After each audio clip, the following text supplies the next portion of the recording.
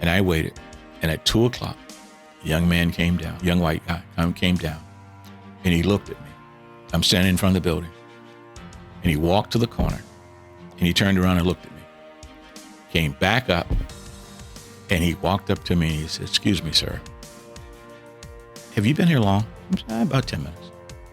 He said, "Has anybody else been here?" "No." I said, "Are you looking for someone?" He said, "Yeah, but you wouldn't know them." I said, "Well, try me. I know a lot of people." He said, "I'm looking for Mr. Mayfield." I said, "I am Chauncey Mayfield." Oh, what was that face like? Oh my goodness. It was a face of terror. If you believe we can change the narrative, if you believe we can change our communities, if you believe we can change the outcomes, then we can change the world. I'm Rob Richardson. Welcome to Disruption Now. Welcome to Disruption Now. I'm your host and moderator, Rob Richardson. It's an honor to have Chauncey Mayfield on the show. So Chauncey is actually an expert in commercial real estate. He had about $1.5 billion with a B, under management at one time. So he has a lot of knowledge to bring, and I look forward to hearing all the knowledge, expertise, and the journey that he's been through, and I'm sure you're going to really enjoy it. Stay tuned. Chauncey, good to have you on, man. Thank you. Thank you for having me. So, so I know just growing up, you grew up in the South. You grew up during the time of actually segregation, and you were in the midst of that transition from segregation to not segregation. Talk about that and what that experience actually did for you, to you, and how it helped inform who you are now. Well, I got to tell you, it was during my formative years, but nonetheless, it was probably the most impressionable years of my life. I grew up in Savannah, Georgia. And my dad was a civil rights lawyer, and he transitioned later on into a criminal lawyer. So as a civil rights lawyer, he was in the heart. I mean, he was right in the smack of things that were happening. So much so that on several occasions, my older sister and I were taken away from our house with police guards and all that kind of stuff because there were supposedly bombs that were set under our house, and you know, my dad was the focus of. How old were you when this happened? I was probably 8, 9 years old. Oh wow!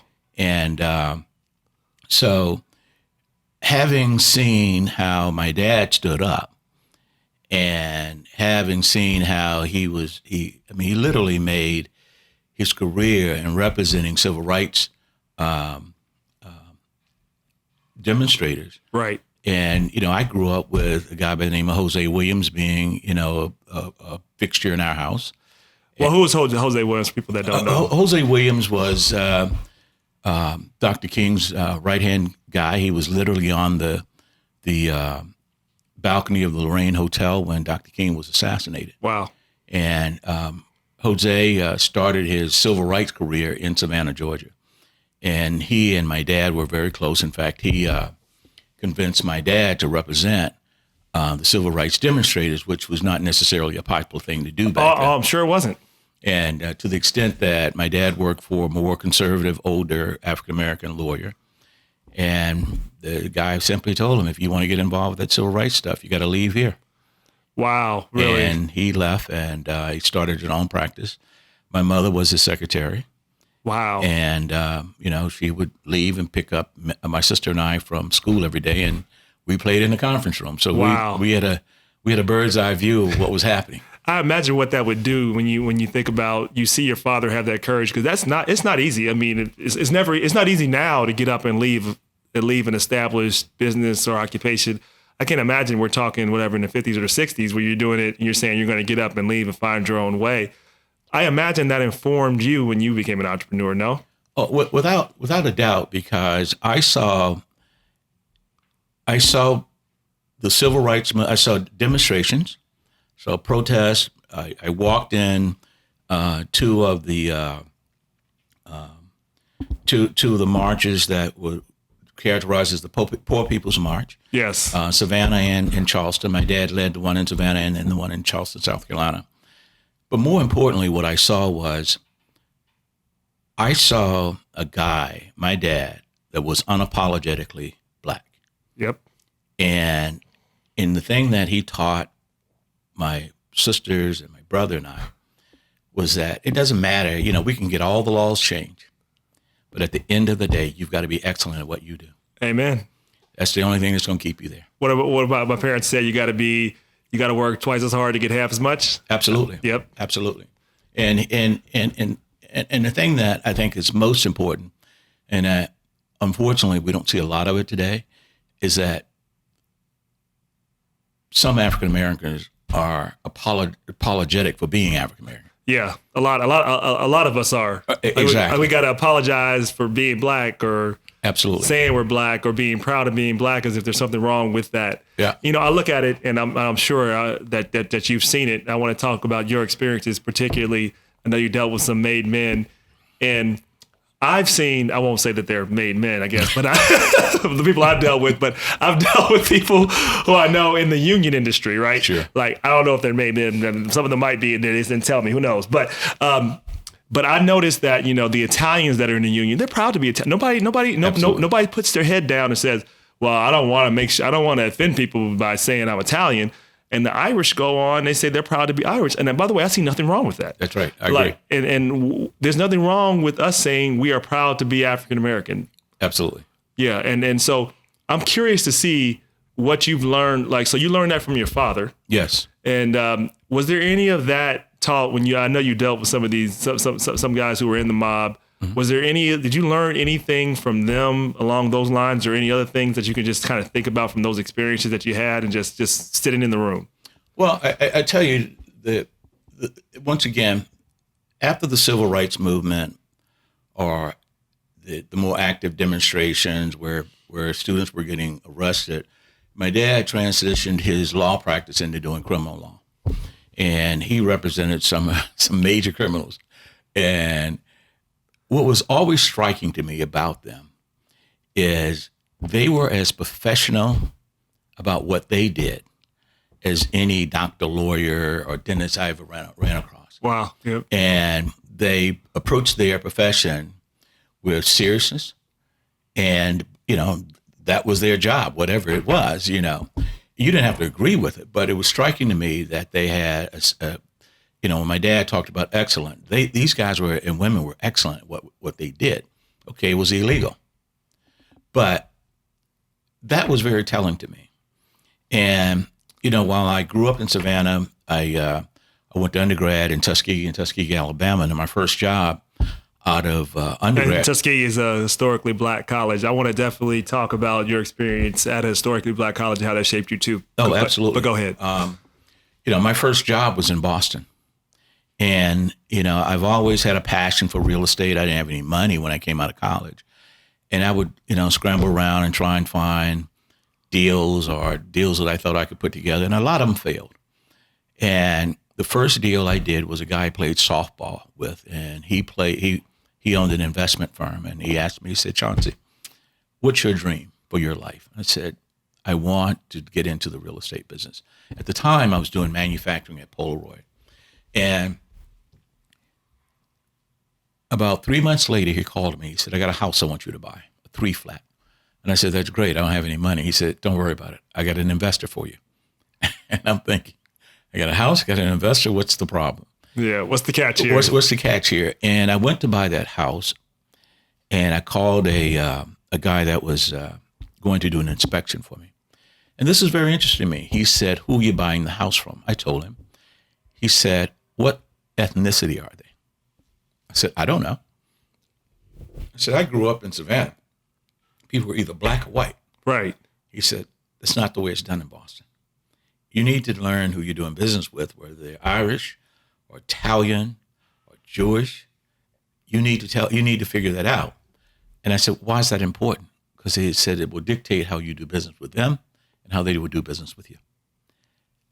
I was like, wow, that was very interesting. And I went and found out that the group that I was buying, the couple that I was buying the house from, through my buddy, were in fact Irish. And didn't mean anything to me, but apparently meant a lot to everybody else. So that was my first introduction to the business of race. Right. And, you know, I still contend today that whether you are buying a house, selling a house, investing in a house, or whatever your profession is, you have to deal with the business of race. I worked for an investment banking firm when I came out of grad school, and I ran their real estate group. My first deal on the South Shore of Boston, down near Cape Cod, called a guy. We wanted to buy a office building. I showed up, and he said, "I never knew you were black." And I simply said, "I hope I don't disappoint you then." and my point is, here again, it's the business of race. And that has always been at the forefront as I've done business. Right. And, later on as you started by sharing with the audience that my investment company had about my first acquisition, I'd gone out and raised money. We can talk about that later. But my point is, my first acquisition was in St. Petersburg, Florida. Right. And my partner had the broker on the phone, and we went through the process. And he said something very interesting to my partner, although never having met him. He said, "You don't like it down here. There are no ghettos or Negroes." And so your partner was white? My partner is African American. He was black. Okay, he just thought he sounded. I guess he didn't know he was black over the phone. He did not know that. Okay, yes. And so my partner, because I guess black sounds a certain way to people. But go ahead. my partner said to him that, "Well, that's good news." And we went on, and he played that well. But that's interesting. He played that well. Absolutely. He just went with the flow. And all the time. Yeah, right. I mean, that's some people would get so upset and emotional about that response. So how did you keep yourself? Because some people would get pissed off about that, right? At the moment, sure. like so. How do you keep your emotions out of that moment when people deal with the objective is to win, okay? And you got to understand that the goal is to win. As my grandfather used to say, if that guy's 30 years old, he took 30 years to mess him up. You're not going to change him in 1 minute. Right. So deal with what's in front of you, not what you want him to be. And I've always deal with what's in front of you, not what you want him to be. Not what you want him to be. And we just said, the guy's a racist. Now, what can I do about that? Nothing. You can still get business done, though. I can get my business done. Yep. And we moved forward. And when you're buying institutional grade property, there's a question and answer, or basically an interview process. They ask you where you're getting your money from, how fast you can close. Well, we sat down. We were one of the top 2 offers. And at the end of the day, we were going through the question and answer process, and the questions are pretty standard. Right. But on this particular day, my partners and I sat around the conference room table, around the squawk box, and the broker said, "Let me ask you something, Mr. Mayfield." I said, "Yes." "Did you attend a historically black college?" I said, "I did." He said, "We have no further questions. One question." And he called us back later, and he said, "You guys didn't win the bid to buy the property." I said, "Wait a minute. I thought we were the highest bidder." "You were, but we're not going to sell the property to you." And I said, "Why not?" He said, "Because the tenants won't be comfortable with you." I said, "Well, let me make sure I got this straight. I buy the building. Though your tenants become my tenants. So what do you care?" Yeah. And he said, "Doesn't matter. We're not going to sell the building to you." Wow. So that was a defining moment for me, because my first inclination was to sue.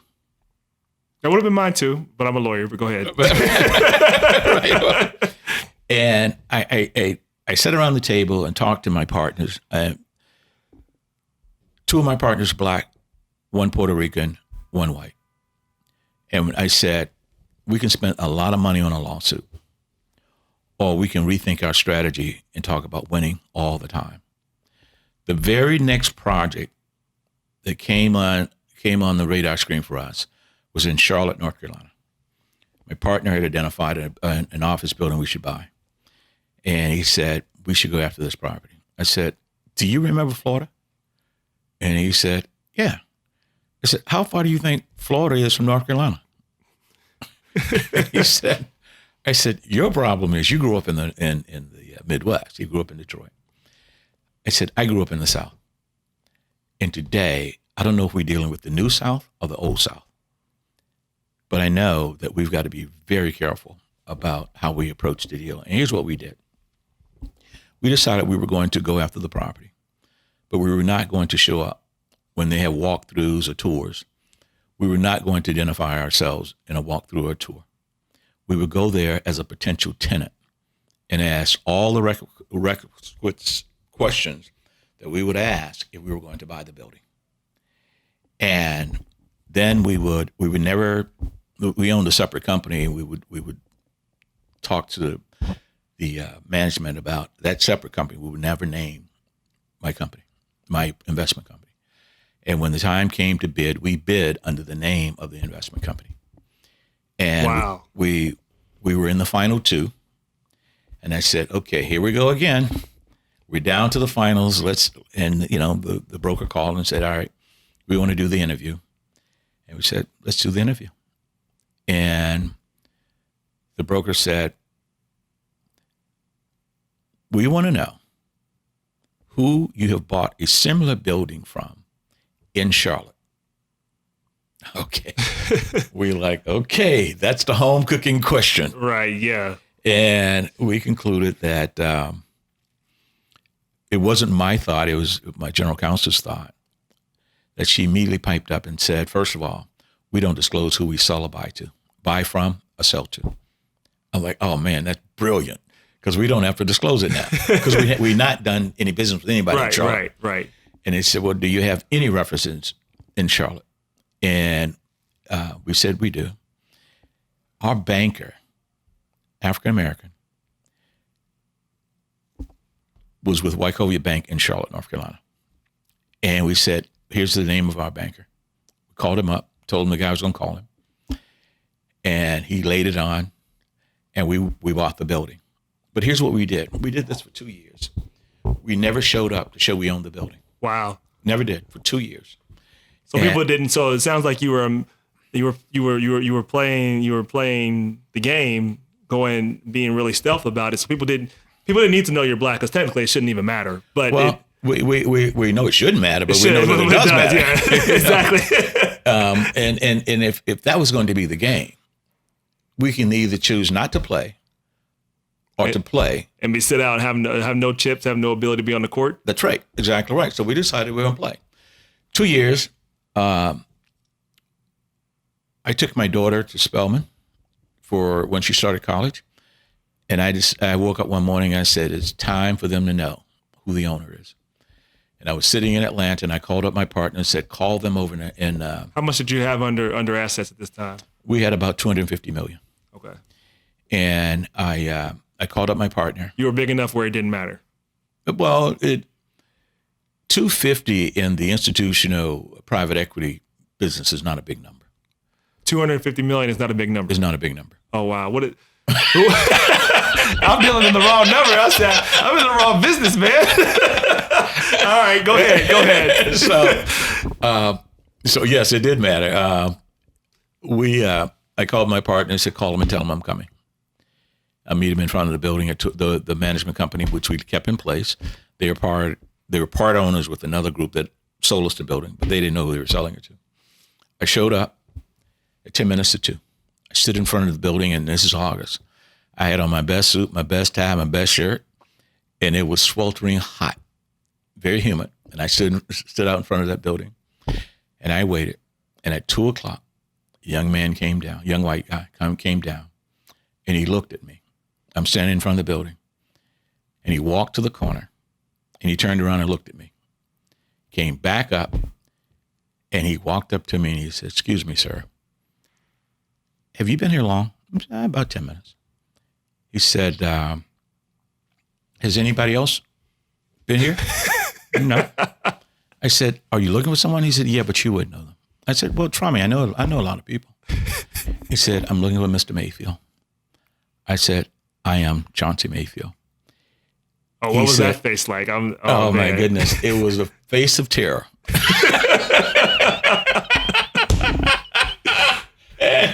He said, hold on. He walked from the front of the building to the curb. He takes out his cell phone And he's looking back at me like I'm about to run it. And he's going, yep, mm-hmm, yep, yep. And he's looking back at me like, oh, this has got to be a bad joke. He came back over to me. He said, my boss is coming down. I said, great. I'd love to meet your boss. We've talked on the phone a number of times. It's funny. His boss came down and he said, you're Chauncey Mayfield? I said, yeah. He said, is there anybody else that's going to join us today? I said, nope, just me. He said, I thought you had partners. I said, yeah, but they're in Detroit. Just me. It's just be me. And he said, they're still black too. Sorry. Go ahead. Sorry to disappoint. And so he said, look, okay, let's go upstairs. So we went upstairs and I talked to him for a couple of, and he kept saying, so you're the owner? Yeah. Oh, okay. Like the real owner, not like the equity owner. Like you probably got all versions of the same question 10 times. 10 times. And so as I finished meeting with him, he said, you want me to want me to accompany you down? No, just get on the elevator, go to the first floor, right? Yeah. So I go to the first floor. And one of the things that my dad has always told me is that you always acknowledge people that are working. Yep. Very important. My dad taught me the same thing. Yep. You know, the guy that's raking the yard. So I walk over to the desk and the security guard, an older African-American gentleman. And I said, excuse me, sir, I want to introduce myself. He said, hold on. He said, can I ask you one question? I said, yeah. He said, yesterday, the boss man came and told me today at 2:00, the owner's going to be coming through those doors. I said, okay. He said, 2:05, you came through with my boss. You wouldn't be the owner, would you? You got black people shocked, like, what is going on here? He said, I said, sir, I am. He said, oh, Lord, wait till I go home and tell my wife. And, you know, the things like that you can't help but laugh about, but it's very much serious and it's very much real in the business of race when you're doing business. Well, yeah, and that's so important. You just so much you can take away there. When the expectations that obviously white people have are lower. Yep. But also African Americans' expectations are lower. Have no clue. Right, which is something we get. How do we change when we talk about changing the narrative and changing the mindset to get more African Americans to be entrepreneurs, to be comfortable saying that this is not imposter syndrome. Right. This is who we can be and should be. How do we get there based upon your experience? What would you tell upcoming entrepreneurs that go through those moments of doubt or insecurity? What do you think? Well, the first thing I would tell them, and it's not based on my level of success, it's based on my experience. So the first time I decided I was going to pitch a pension fund for some money, some investment dollars, I went to their consultant and I said, would you support me in if I ask the pension fund for some money so that I can invest? And he said, sure. He said, how much are you going to ask him for? I said, $10 million. He said, don't bother. I said, what do you mean don't bother? He said, they'll give you $10 million when they don't even like you. And I go, what? And I said, well, how much money should I ask him for? He said, ask him for $100 million. And I just kept looking at him going, come on, don't play me. He said, I'm serious. Ask them for $100 million. And I went home and I thought about it. And I said, am I that far off? That the big number in my mind was $10 million. The real number was $100 million. And this guy has decided he's going to tell me what to ask for. By the way, he writes the recommendation to the pension board on whether or not they should give me the money. Right. And he said, don't bother asking for $10 million. Ask him for $100. So a couple of weeks later, I walked in and asked for $100 million. And Rob, here's the scary part. They said yes so fast, I didn't even know they said yes. I'm sitting there waiting. Okay, you guys gonna vote? Are you waiting for me to leave? And they're like, why are you still sitting there? And I said, well, I didn't know if you were going to actually take the vote now, right, or, you're going to take it in private. I said, we took the vote. What was the vote? I said, yeah, we give you the money. Wow. And I was stunned. I was absolutely stunned. So to the point I'm trying to make here is, as an entrepreneur or as a wannabe entrepreneur, the problem I see, particularly in the African American community, is that we don't think big enough. Yeah. And I'll tell you something. I think there's a Robert Greene, The 48 Laws of Power, one of my favorite books. He's been on the show. Uh-huh. There's a rule say, think like a king and get treated like one. Absolutely. Absolutely. And, you have to be able to think big. Right. Which is 250 million I thought was big, so I didn't think bigger too. I'm like, go ahead. Well, I tell you, I attended a private party in New York, in Manhattan one night, and it was all private equity, real estate guys, pension fund guys, and my flight left at 10 o'clock from LaGuardia. Right. The party was going strong, and about 8:30, I come downstairs, and I'm trying to get a cab so I can get out to the airport to get on my plane. And this guy, as I was waiting for a cab, he said, "So you're in the pension fund business?" I said, "Yeah." He said, "I am too." He said, "How much money do you have under management?" I think by then we probably had $300 million. I said, $300 million. He said, "Let me tell you something. At $300 million, you get invited to the party. Right. At $1 billion, you get a seat at the table at the party. So your objective is to get to $1 billion." All right, there you go. That's good to know. Good objective.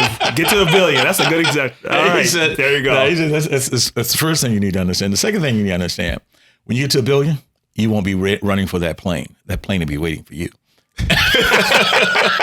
Those are good goals. I said, well, I guess I have something to aspire to. But the point I'm trying to make here is that while we venture out as a community, we venture out as entrepreneurs to be entrepreneurs, but we're scared to think big. Yeah. And if you're scared to think big, why are you in this? Why are you doing this? And because the investment market, the lending market are geared towards big deals.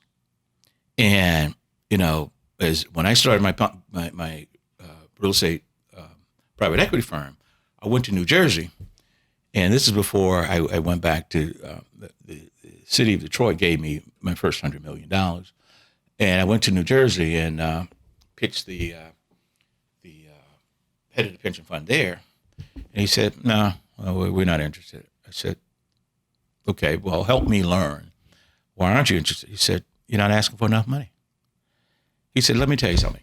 I got $1 billion to invest over 12 months. And if I give you 10, and I gave the next guy 10, next thing I know, I got 1,000, 10 million guys. But if I got 100 million, all I need is 10 of you. Right. And I meet my objective." And that made me begin to think differently, is that number one, we need to, as a community, learn to think big. Number two, we need to know our business and know the numbers of our business. Because oftentimes I get approached with, "Would you invest with me or invest in my company?" And I said, "Okay, well, how much are you going to invest in inventory the first 12 months? I don't know." Right. Come on. If you don't know the numbers, what's going to give me comfort that I can get comfortable with you? Right. So think big, know your business, know your numbers. And I mean, literally, as a startup organization, know every number in your business. I could tell you when I started my business, I can tell you how much we spent on telephone for the last 6 months, every month. Because I had to get a grip around my expenses in order to manage them. Right. If I can't manage my expenses, I don't care how much money I'm bringing in. It will never be enough. Yep. The third thing is, and if you can bear with me while I share the story with you, is that there's a thing that I didn't coin this term. A buddy of mine coined the term. He calls it black man and black woman's pride. Okay. Dangerous. So in the when I came out of business school, the economy in Boston, about 5 years after I started doing my real estate deals, economy fell apart. I didn't have a project. I didn't have a deal. I didn't have any income. Picked up the phone. I called a very dear friend of mine who worked for one of the biggest real estate companies in the city of Boston. And I asked him, can I come down and see him? And went down to see him. We sit there and we chit-chat for a moment. And he said, how are the kids? Kids great. How's the wife? Wife's great. And I said, oh, well, I'm going to get the train on back up on the other side of town. And as I walked toward the door, he said, and this is a white guy, he said, hey, I'm going to tell you something. You need to get rid of that disease. I said, what are you talking about? He said, the disease that you have. And I said, I don't get it. What are you talking about? He said, sit down. He said, I call it pride, black man's disease. And I just looked at him and said, I don't understand what you mean. He said, so you're telling me you got on a train, came down to my office, sit in that chair, we chit-chat about the family, the kids going to school, what's going on in the marketplace, you get up and leave? Is that why you came down here? I said, no, that's not why I came down here. He said, your pride wouldn't let you tell me. Right. And I said, I got to be honest with you, you're right. He said, what is it that you need? I said, real estate market's gone. I don't have a project. I don't have any income. I said, do you have any consulting projects? He said, I do. And he said, do you want them? I said, he said, how many can you handle? I said, probably 3. And he said, okay. He said, hold on. I want you to take this down on the second floor. He wrote something out and get your retainer. And by the way, on your way back uptown, see something about that disease. And that was the most telling moment for me, because one of the things he said, if you were white, you sat in that chair, you would say, hey man, I can't pay my light bill, I can't pay my mortgage, I don't have any income coming in, and I can't buy groceries. Can you help me? He said, I asked him, and he said it. He said, if I ask a brother, say, oh man, things are a little challenging right now, but we're doing okay. Yeah, yep. Meanwhile, the mortgage is due. Everything's gone. And so I learned that you've got to bury the pride and ask. Yeah. And so the third thing I would say is learn to ask. You never know what somebody will do to help you. There are people that have helped me. And I ask myself, why are they helping me? When I raised my first fund for my private equity firm, I didn't know how to write the proposal. And through a mutual friend and a friend and a friend, this guy calls me. And he said, hey, I understand you're trying to do a pitch book for your investments. Right. To raise a fund. I said, yeah. He said, well, we've raised 8 funds. Well, okay. He said, I want to help you. I'm like, oh, okay. He said, listen to me. I'm not going to leave you until you get your money. And every night I went home, why? He said, we'll talk every Wednesday morning at 9:00. I'll give you an assignment. You do it. We come back on Wednesday. And I kept saying, why? And one day I asked him, why? Why are you doing this? Right. He's a white guy. He said, because there are too few African Americans in this industry. And you're in it. Now we have to grow you. And I want to help you. And he said, oh, by the way, my sister teaches at Howard. And that's something really important that you did. This because we talk about racism, we talk about what we have to overcome. But just like you, I'm sure many African Americans that have success have also pointed to a white mentor or a white friend or colleague that helped, that was fair-minded and wanted them to advance. So we have to talk about both sides of the coin there. Well, and I'm glad you brought that up. Let me just share one story with you. So when I got started, I had $13 million assets under management. And I was trying to borrow $3 million for another project. And I went to, I want to say literally every lender in the state of Michigan, and they all said no. And, every day it was a chore getting myself back up to make that pitch, only to get no. And there was a guy that was helping me do business development. He had played professional football in Houston, Texas. He said, Chauncey, when I was playing ball in Houston, there's a guy who was in the banking business. And I think he's at Wachovia Bank in Charlotte now. Let me see if I can find him. So I called him up and he said, sure, I'll come to Michigan. He's in Charlotte. I'll come to Michigan to meet with you. Well, because of our schedules, it took about 3 weeks for him to get up. Well, when he got to Michigan, I needed a loan now for $65 million. I could care less if I did the $3 million deal. So he's sitting there and he's telling me how they could do the $3 million, no problem. And I said, I got to tell you something. Thank you for coming. But I now need $65 million. It's a big leap. 3 to 65, I can do my math. $62 million leap, but go ahead. And so I said, This was after your friend taught you to ask big, right? oh, yeah, absolutely. And so he said, you were taking this advice. I said, we took on a new portfolio. We need to refinance it. I can assure you it's 50% loan to value. He said, oh, okay. He's an African American. He said, okay, I'm going back home tonight. I'm going to check with my boss, see if we have an interest. He called me up and he said, yep, we have an interest in looking at your deal. My boss said, call this guy, and this guy. And I said to him, in no uncertain terms, I said, do they speak the tribal language? He said, no. I said, then I'm not calling them. You got on a plane to come see me. So, and I know how banking works. So they get the credit for my business, but you made the business happen. No, you tell your boss I said no. And he said, okay. And I relied on the greed factor. Yeah. There was just too much money on the table.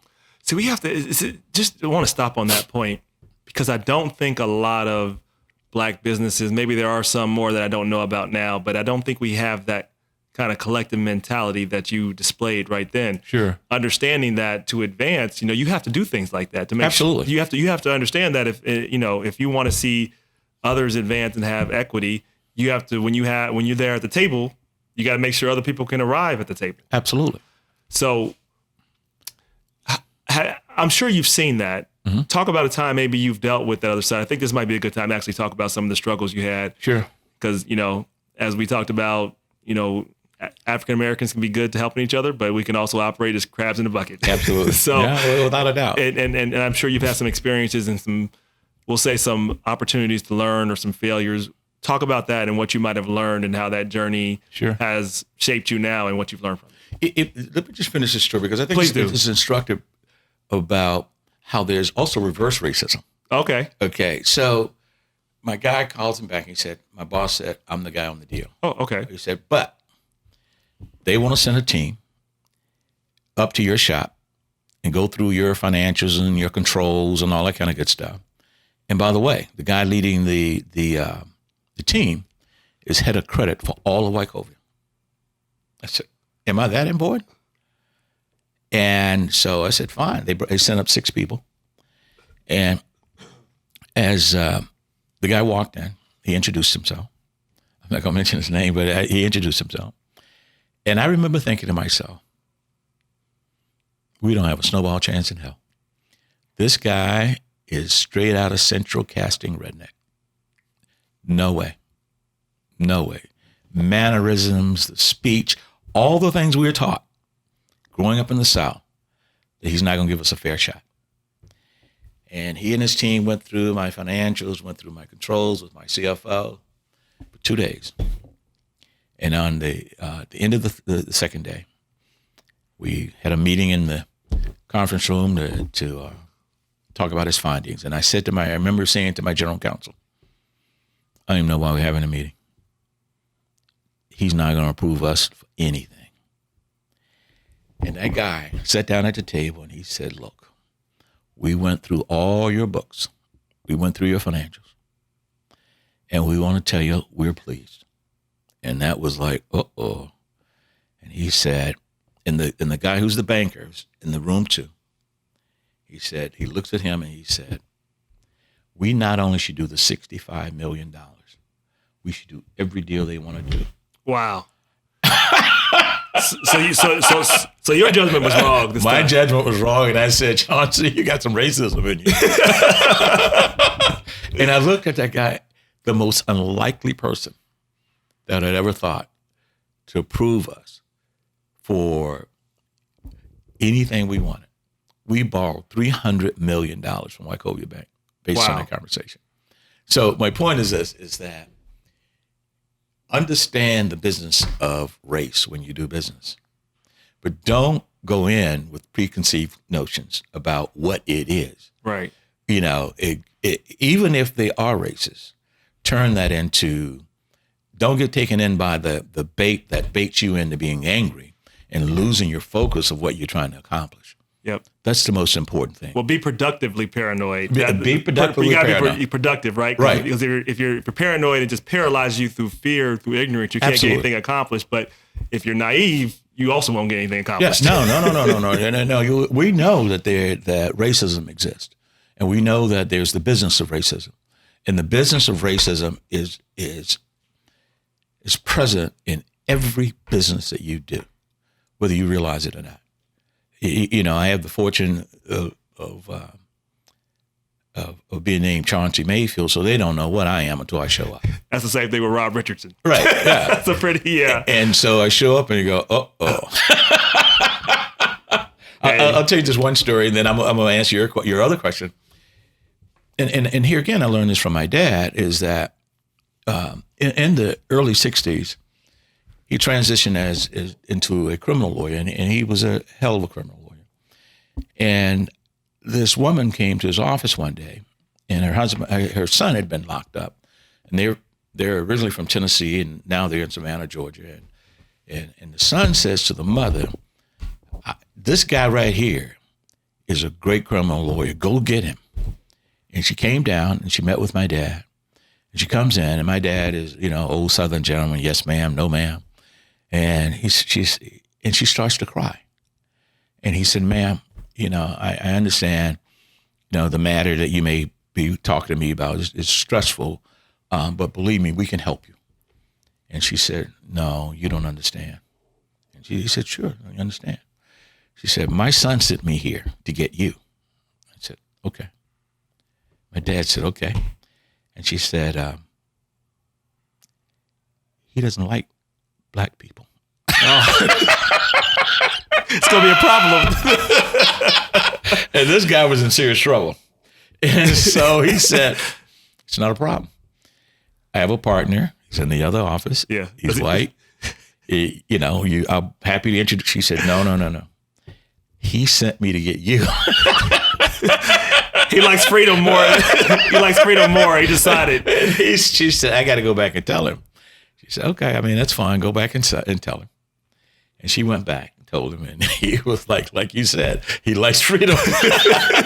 And the interesting thing is that they retained my dad. He got him out.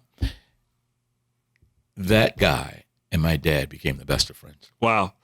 That actually gives me some hope in this crazy, toxic environment. We've been through worse as a country. I tell some of my white progressive friends, they say, "We've never been through anything like this." I said, "Yeah, we have." "Well, at least we have." I have. Yeah. I said, this stuff is not new. Right. And we're going to be able to survive whatever happens. Absolutely. Right. So that's how I look at it. But that's comforting to hear that you have somebody who hated black people but can learn to be best friends and get past their prejudice. That tells me that despite our current absolute craziness, that that there's hope. Yeah. Yeah. No, and we can't get tied up. No, I do believe in fighting for our rights. Don't get me wrong. Me too. I think we're on the same page there. I don't take you as a passive person. No. Good. But the point is that you can't get tied up in letting them distract you from what you're trying to accomplish. Wow, you can't get tied up in letting yourself get distracted. Yeah, you just can't do that. Focus. Is there any, just to talk about that, because it just brings up a good thought. Mm-hmm. Do you have any practice or routines so you didn't allow yourself to get dragged down into the emotions or distractions? Because I think people want to do that, right, but often find themselves into a habit of just reacting or letting their emotions. Any just practical things you did to keep yourself grounded? Well, remember, I grew up in the civil rights movement. True. So you grew up with this, yeah. And I I mean, I was my dad. I mean, my dad and I were inseparable. And so we were doing the Poor People's March in Charleston, South Carolina. My dad was up front. I was back in the crowd. And I didn't realize that I was walking over the yellow line. You had to stay on one side of the yellow line when you marched. And I was walking over there. And there was a state trooper that pulled up behind me on a motorcycle and gunned the engine. Scared me to death. And so and I remember getting so mad but I knew if I had taken a swing at that state trooper or did something stupid, it wouldn't just affect me. Right. It would affect everybody that was in that march. Yeah. And it's the same principle when I look at, you go into somewhere and someone does something that's offensive. It doesn't just affect me. 3 minutes of bad behavior can result in a lifetime of punishment. Amen. 3 minutes, all you got to do. Yep. And I tell these young boys, I said, that gun you have in your waist, by the time you pull it out, you shoot it. It's 3 minutes. You shoot someone, you've got a lifetime of problems. Yep. It's not worth it. It's not. It's not worth it. And so just having the discipline to ignore it or confront it, but I'm not going to turn crazy over it. Yeah. But that you can't discount the training of being in the civil rights movement of your father, which some others don't have. So I just like to tell people how to develop better habits, and hopefully it doesn't all have to be learned through bad experience. Hopefully you can learn from other people to not do something like that. That's right. But let's talk about failures. Sure. And I think it's important for people to understand the path. The path is never linear for anyone. No. It's not. Let's talk about some of your path that hasn't been linear. I know you had some struggles when you dealt with your hometown city of Detroit. Yes. and dealing with the current mayor who was in jail for the rest of his life. Yeah. Talk about that experience, what you learned from that experience, and what you want to teach others from it. Well, here is the thing I learned that. And just to give everybody a background, so, it was Kwame Kilpatrick, who's currently in prison for like 28 years, which is actually more than any other corruption mayor I've seen. That's neither here nor there. Make your own judgments there. But, you were involved before him in the pension system. So you've been involved for a long time. I think people see the headlines. They're like, it just says Chauncey Mayfield, and it looks like corruption, and that's all people see. Sure. Because the press doesn't write for details. They don't write for context. They write for headlines. There you go. Tell people what actually happened and what you learned from it. What happened was my company, we invested in 8 states. And out of those 8 states, we were probably in 15 cities. And in each city, either at Thanksgiving or at Christmas time, we would make a major donation to nonprofits that dealt with children or women's causes. And I got to be candid with you, it was sort of a dual purpose. Right. December, we're getting up towards the end of the year. We look, my CFO does a forecast and say, oh boy, we're going to pay this in taxes. Exactly. So let's make sure we're as efficient as possible, like every other business does. Like every other business does right now, and is doing right now. And so what we'd given to nonprofits that dealt with women and children's causes in every city but Detroit. And the mayor's people approached me about giving to his foundation. Right. We in turn reached out to the SEC because we were SEC registered investment advisors and said, hey, if we gave the mayor's foundation $50,000, do we have a problem? They wrote back, no, you don't. All right, cool. So we gave the mayor foundation $50,000. And that was that, I thought.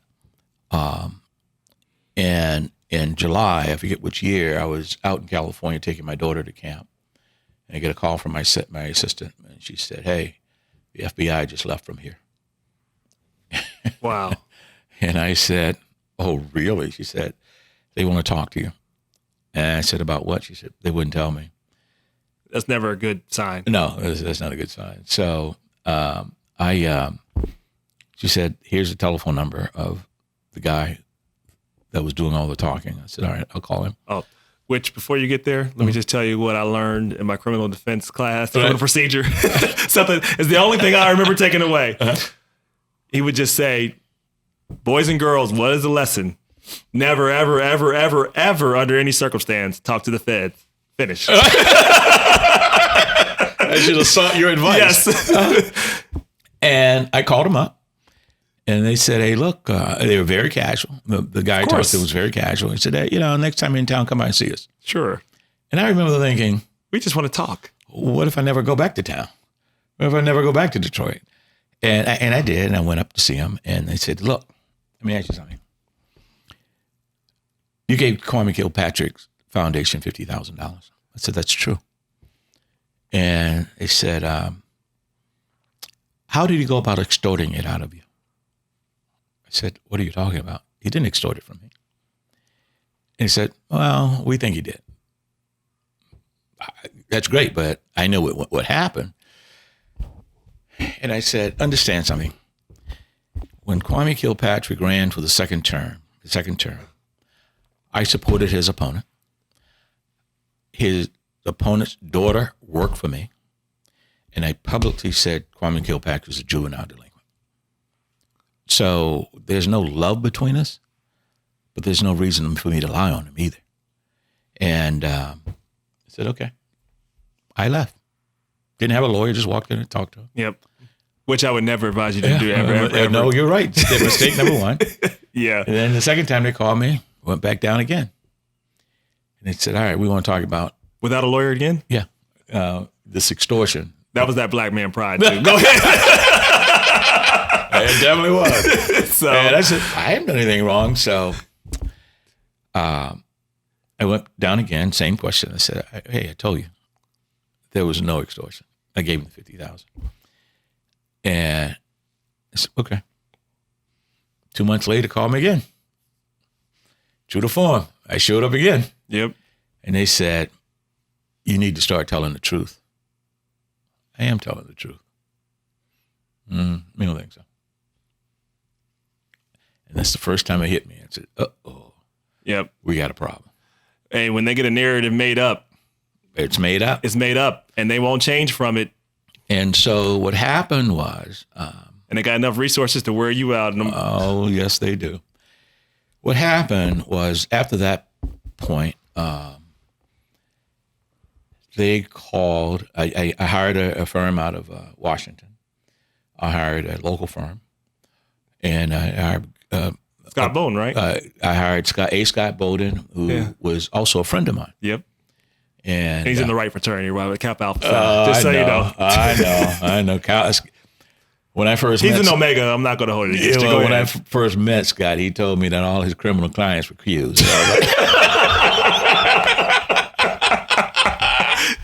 I was like, okay, all right. That sounds like Scott. Yeah, and so I hired Scott's firm, and he reached out to him and like, what's the deal?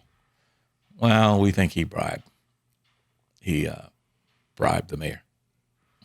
Scott brought that back to me. I said, well, okay, if I bribed him, please tell me where I bribed him and when I bribed him. Right. And what they said was there was such tension between myself and the mayor when he won the second time. It was, you could cut it with a knife, and I had a lot of business from the city of Detroit. And so there wasn't anybody that ever gave to the mayor after mayors won. That happens a lot. Yeah. Oh, without a doubt. Without a doubt. But so they pivot from that to say, well, we think that, we believe that you bribed the mayor. How did I bribe the mayor? Yeah. So it went from that. First, it was the mayor was extorting you right. to you bribe the mayor. Exactly. Either way, they needed a narrative that what to do with this amount of money that was given, so they can make a better case against the mayor. Yeah, that's what they wanted, right? That's what they wanted. It's not to say that, because I'm sure he did do some stuff wrong. Yeah. Let me say that, but what they look to do is paint a narrative, and they don't care how it gets painted. Not at all. Or who suffers in painting that narrative. And Collateral I say that damage. I say that not just you. I've seen that happen to some other people who, didn't go to jail or anything, but they were carnage. Yeah. Just because someone wanted to paint a narrative, say, we need you to be X so we can get Y. Yeah. And that's all they care about is getting Y from X to Y. And they don't care what happens in between. Yeah. As long as they get from X to Y. Right. prove their case. Well, so we go down this road, and Scott reached out to the DOJ and asked them about, okay, well, you say he bribed, what evidence do you have? Well, the backdrop is that when the mayor won the second time, and I called him a juvenile delinquent, right? And I had they used the interview you gave him, so right? Yeah, of course. And said we can use this to use against them. Yeah. And what happened was that there was a new treasurer that came to town, and he was sitting on the pension. He sat on the pension fund board, and he saw our first presentation, and we were making our annual presentation to the board, saying here's how much money we had given you guys, and as usual, we knocked it out of the park. We were the highest performing investment manager in the city of Detroit, regardless of asset class. And he was impressed. And he went back, told the mayor about us. And the mayor, I know those guys. And I believe, and I don't have any hard proof, but they were trying to pull business back from him because I'm not on the mayor's favorite list anymore. Right. And at that point, the treasurer came to me and said, hey, I got to help you bury this hatchet between you right. and the mayor. I said, okay, cool. At the time. And the treasurer got in trouble too, didn't he? He's doing 11 years. Yeah. So. But you don't know all this. The fact that the treasurer knows this and things like that, but it's like yeah, I don't know any of this. The point is, though, the FBI or the others, they want to make their case for all this happening, and then this needed to connect. Yeah. Basically, yeah. No, basically, it needed to connect. And at one point, they had the mayor and I being, best buddies. Right. But if I walked through that door and he was sitting there, he wouldn't know who I was. Right. Back then, he was like, yeah, and seen the face, but I can't remember his name. But what is your takeaway from that? Because I mean, clearly, there's some things you probably, if you looking back, you would do differently. Absolutely. What do you advise young entrepreneurs dealing in politics too? Because we got to deal in this area. How do you go about this? Because it seems to be a really gray line that's hard to figure out. Well, it's a gray line for us. It's not necessarily a gray line for other people. Oh, true. But if you're going to play, first of all, you need to understand the rules of the game, meaning how much you can give to a mayor. Yep. What you can give in kind that doesn't put you over the line or put you in jeopardy. You need to understand that. And don't do anything more than that. Yep. I always tell people that it's actually, I look at it as there are three lines. It's like, there's the line of perception, there's the line of what's ethical, and there's the line of what's legal. Yep. And I tell people, you want to be all the way on this side. You want to figure out what is it like with perception that you can say that if it comes out, you can explain it in the newspaper. Yep. Even if it's legal, because if it's legal, I think say for us, it's different. It don't matter. It doesn't matter. It doesn't matter. If it's perceived, they can make it be illegal. That's right. And so that's kind of my lesson to people in politics. And that's the lesson that I've tried to stay in as I've been in politics. That's kind of been my lesson. Sure. To say like, look, if I can, as long as I can explain it and it's in the newspaper, I can explain it, then it's good. If I have trouble articulating it, don't do it. Don't do it. The wrong question is, this looks weird, but is it legal? If you're asking that question, it's just, you just don't want to be on that side. I've seen that play out. And never, ever buy into the concept they'll never know. Oh, or that you can operate like they do. Right. Right. Neither one of those things are true. Because the rules will be applied. The first time the FBI shows up, flashes a badge and asks you a question, that person said, I'll never tell, starts to talk. Like immediately. Yeah. And this is a bad example, but it's the one I think hits home the most. Sometimes dealing with a politician, it's like dating a woman that you don't know has a venereal disease. Oh. That's a hell of an analogy, but okay. You don't know what the history of that person has been. So while that person may be doing right by you, they may be dirty over here. And it's that dirt over there that's going to bring them to you. And that's exactly what happened to me. Right. And what happened was the the treasurer kept saying, I got to figure out a way to put you guys together. So two of my partners had young kids, and we were traveling every year. And, I was traveling about 250,000 miles a year. And so we decided to look at either buying a plane or buying a fractional interest in a private plane. Right. And so my partner said, let's do it. And I said, the problem is I've never been on a private plane. And so I said, why don't I take a couple of trips and see if this is comfortable for me. Right. And my family and I came to Florida at one point, and it wasn't long enough. And then I said, you know what, I'm going to get some of my boys, and we're going to go to Vegas, play some golf, see some shows. And I reached out to the treasurer and said, hey, man, would you like to come with us? The plane held 8. And the next thing you know, he in turn invites the mayor. Oh, yep. And I went to my general counsel and said, do you think this is a good opportunity to kind of bury the hatchet, or am I going to get in trouble by putting him on the plane? And she checked, and there was no. So she passed the legal test, but not the perception test. There it is. There was a perception test. You're right.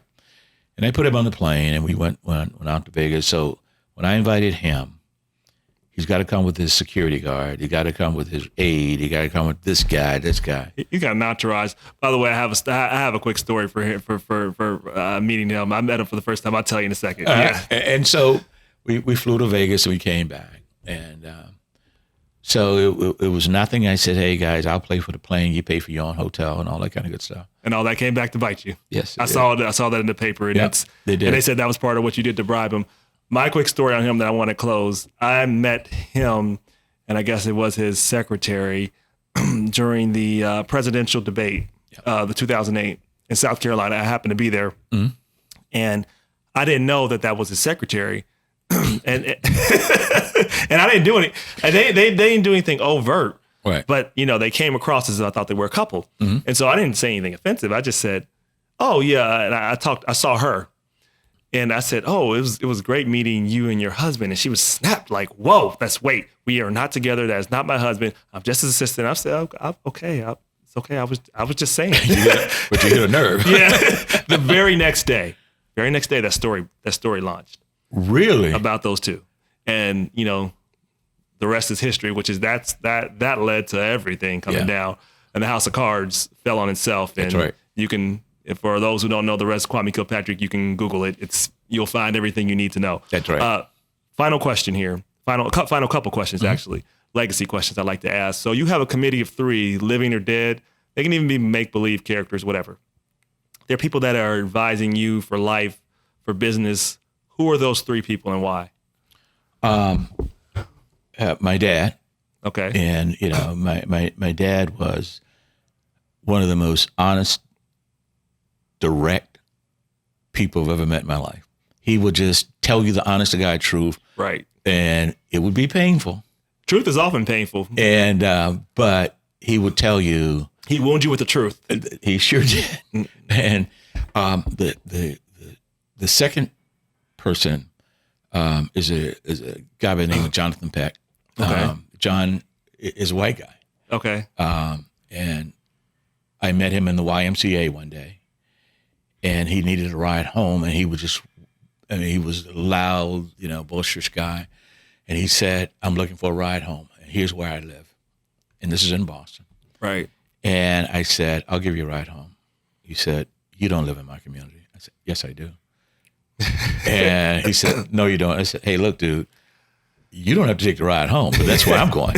Okay. And I went to a place called Belmont, a very exclusive community in Boston.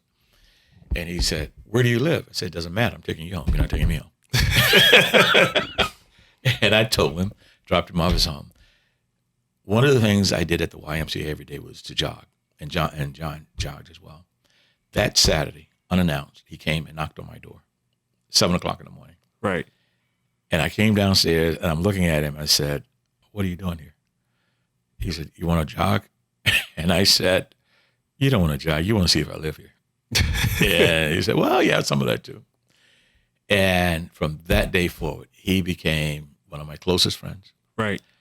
My Is he still biggest alive? advocate. No, he died about 2 years ago. Okay. I'm sorry for your loss. He was godfather to 2 of my kids. Wow. And that guy, we were jogging around the Charles River in Boston one day, and I was 2 weeks later, I would be finishing business school, and so we're running, and John says, "What are you gonna do when you finish?" I said, "I'm gonna get the hell out of Boston." He said, "Why?" I said, "John, this is one of the most racist cities in this country. Are you kidding me?"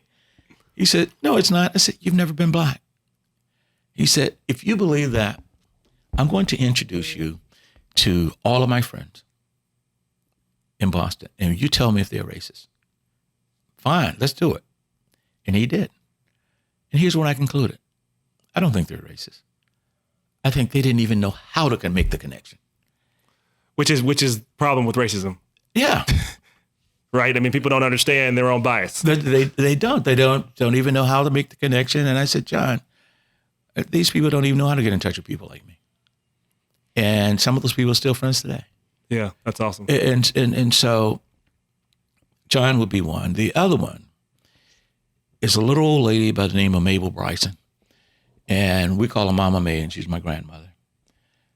I bought my first house through my buddy that helped me find an investor. My second property was an apartment building. And I was $11,000 short. I put together the money for the down payment. I still needed $11,000. Right. And every year, my parents would go to South Carolina to spend Thanksgiving and Christmas with their parents. So we're sitting at the kitchen table, and my grandmother said, "Son, what have you been doing?" And my mother's an only child, and she's sitting there, and I said, "Mama May, I've been trying to buy this apartment building. I'm a little short on the money." I wasn't asking her for anything. Right. And she said, "Son, how much money do you need?" I said, "I need $11,000. And she said, "Well, did you ask your parents?" And my parents like, "No, that ain't gonna happen. You know, we raised him, so we know what he's capable of doing." And she said, "I'll give you the money." Wow. Now, Rob, to understand what that meant, my grandmother didn't make more than $75 a week. Whoa. She was a domestic. She worked as a cook, cleaner, and babysitter for 2 white families. $75 a week. She had $11,000 to give me. Wow. And she gave me $11,000. And I bought that apartment building. She grew up during the Great Depression era. Oh, yeah. You have a much greater appreciation for money once you understand how easy you can lose it. How easy it is to lose. But I kept thinking, when she gave me that money, I cannot lose her money. Yeah. I don't care if this apartment building deal doesn't work out. If I have to go out and work 5 jobs, I got to give her money back. Right. And fortunately for me, the market went up in Boston. I made a lot of money on the apartment building when I sold it. I gave her $11,000 back. I gave her another $11,000. And I went out to Sears and Roebuck and I bought her a dishwasher. Wow, that is awesome. So those are the 3 people. That's awesome. Final question. There's a billboard, Google ad, whatever, up in your, that represents, I should say, your life philosophy, your belief. What does that say and why? Well, what it says is, for me is, and this is, you know, I had the pleasure, blessing of being raised by a wonderful guy that, as a side note, he made me work for a construction company one summer in Savannah, Georgia, out in heat, and I kept asking the contractor, what did I do to him? But I didn't appreciate what he was trying to do to me. Right. And what he taught me, and I live by this philosophy today, is to thy own self be true. Now, you can lie to you, but you can't lie to your own self. And to your own self be true. And I try to live by that philosophy. That's a good philosophy. Chauncey Mayfield, it's good to have you on, brother. Thank you, my friend. Yeah. Thank you. Do this again. Absolutely.